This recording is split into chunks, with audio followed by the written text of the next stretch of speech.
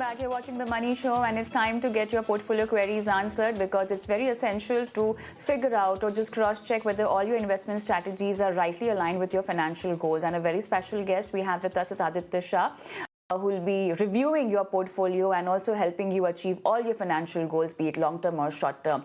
Aditya, hi, evening, and welcome to the show. And let's start reviewing our viewer queries. And there are specifically questions which have come for you. And this particular question is from our viewer Deepak. And okay, it's a very long query. I just hope you also have it in your hand ready because there are a couple of funds that he's sent in terms of details. So it's SBI Banking and Finance Service Mutual Fund, 10,000 since last 4 years he's been putting. ICICI Pru Transport and Logistics Supply, 10,000 again since last 3 years. Parag Parikh flexi-cap, 10,000 SIP since last 1 year. Motilal Oswal mid-cap, 1 year. Investment going on, again the amount is the same, and SBI small cap since last 1 year is investing 10,000 rupees.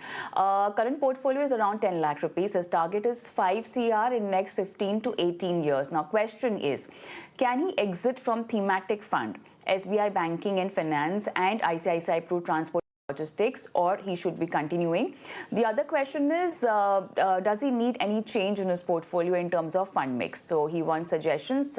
He is 42 years old. I do not exactly know what's the goal aligned with it, but then yes, the corpus that he wants to accumulate is 5 CR, and I think he's already started with the right mindset, asking the right kind of question, exiting from Thematic. Okay, so it's been a couple of years since he said that he's investing in these two thematic funds. 4 years, Aditya, in SBI Banking and Finance and ICICI Pru Transport and Logistics, almost 3 years. We are unaware of his familiarity with the equity markets, but assuming that maybe this was his first investment and he was unaware of, the thematic investments risk, and since we all try and help our viewers understand the right way to, have the portfolio made, which is avoid thematic initially.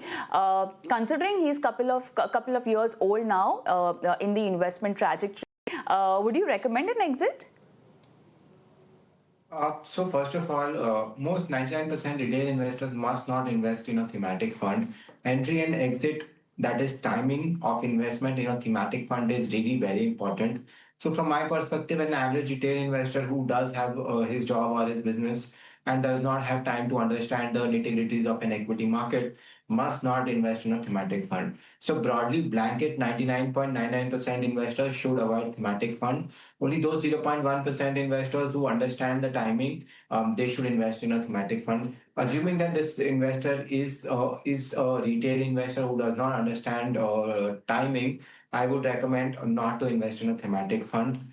Second point is, the investor is investing 50,000 over a period of 15 years.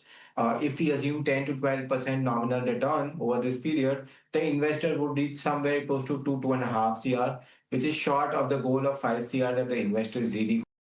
In order to reach that goal, the investor must invest about 80,000 to about 1 lakh each month. Then he will reach 1 lakh in about 15 to 18 years. So either step up your SIP or elongate your goal at least to 22 years. You can reach this goal within that time horizon. Now coming to the funds, I don't recommend any thematic funds within the portfolio. You should invest, since you have a 50,000 SIP and you have a very, very long time horizon. I have been a little bit aggressive on the small cap and the mid cap side of the market because you have a very long time horizon. So SBI small cap fund 25,000, Motilal mid cap fund 15,000, and Parag Parikh flexi cap fund 10,000. So you can continue this SIP at least for the next 10 to 15 years. You may reach your goal slowly and steadily, and if you can step up your SIP by at least 10%, that would be really good. But no need to invest in a sectoral fund. All right. Now, it's important to also deep dive in the rationale behind not going thematic. Now, I've also, before, obviously, you've recommended an exit in all these funds, but then just to help our viewer understand it better, what's the kind of return that he should be expecting? I mean, he must have seen in last 3 to 4 years. But to answer that, maybe you want to highlight on the sector-specific movement. We're talking about BFSI, we're talking about transport and logistic kind of themes. In last few years, how have these themes worked, and why, if at all he's not seeing any returns, would be the case? So when a sector goes up, the thematic fund does well. So defense sector fund has given phenomenal returns over the last 2 to 3 years, but it is a sectoral fund. When there is a lull in the sector, that sector will not do well. For example, the IT sector has not done too well over the last 2 3 years, and that thematic fund has not done too well. Similarly, banking fund has done pretty okayish, but not spectacular returns as a diversified fund would give him. So from my perspective, as I said, entry in a lull time and exit when there's exuberance is timing the market. And when I am investing in a mutual fund, I am not wanting to time the market. I am wanting that the fund manager takes my call as to where he should invest money, and I should be relieved of this. So from my perspective, before deciding whether to invest in a thematic fund or not, the risk profile and the understanding of the investor must be judged. If the investor has deep understanding of the market, he can invest in sectoral funds. But 99% investors don't have deep understanding of the market and sectoral funds. So, from my perspective, assuming that the investor does not have time, and that's why investor is reaching out to us for an advice. That's why I've advised that the investor must not invest in a sectoral fund and be in a diversified fund or in a small cap, mid cap sector, mid cap type of fund where the fund manager does have the mandate to decide where he wants to invest as per his own choice. So, from my perspective, returns on some funds will be good, returns on some funds will be bad, depending on where the cycle really is. All right, let's move on and let's answer Jayaprakash's question now. And he wants a recommendation on his father's SIP. So his father is doing an SIP since last 2 years in SBI Small Cap 2,500, similar amount in Tata Small Cap and Nippon Small Cap, Bandhan Small Cap, Quant Small Cap, and he also got mid cap of Kotak and Motilal, flexi cap of Parag Parikh, and time horizon is 10 years and.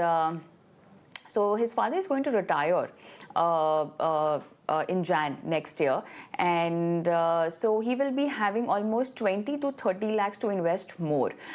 He wants to know a strategy for this lump sum investment also and the current portfolio, looking at the time frame. Okay. So too many small cap funds inside the portfolio. Many retail investors have been sucked into the small cap side of the market, looking at the past returns.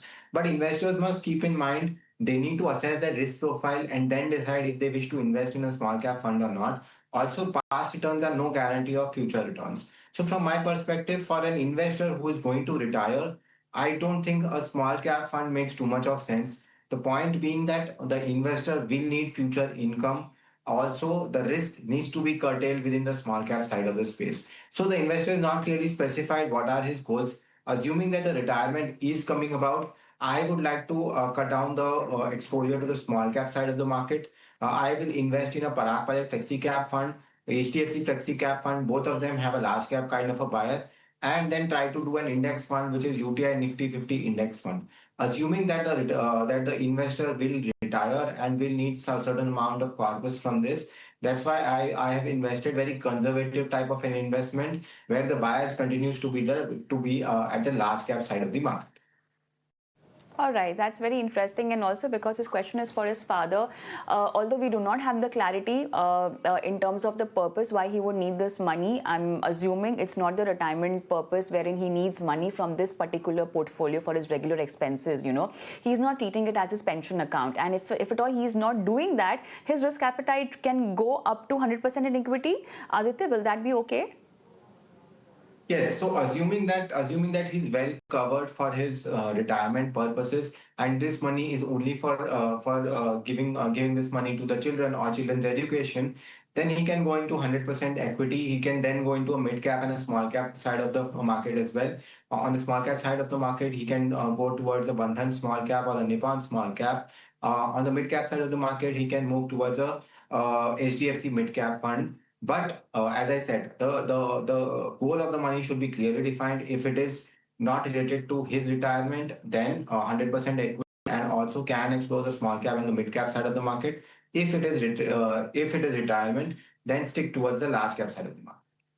All right, so if it's a retirement case, you are recommended to stick on the large cap side. But then with that, it's time up on the show. Thank you so much, Aditya, for taking your time out and helping our viewers understand their portfolios better and help them align with their financial goals. But for all you viewers, if in case you haven't yet, send us your portfolio queries for which you need guidance from our experts. Do that on our WhatsApp number that's flashing on the screen, and also the email ID where you can send across your question. Send us details, about your existing investment, the goal that you have aligned it with, and if in case there's anything about insurance that you want recommendation, we can also get that done through our experts. Thank you so much for watching. Goodbye.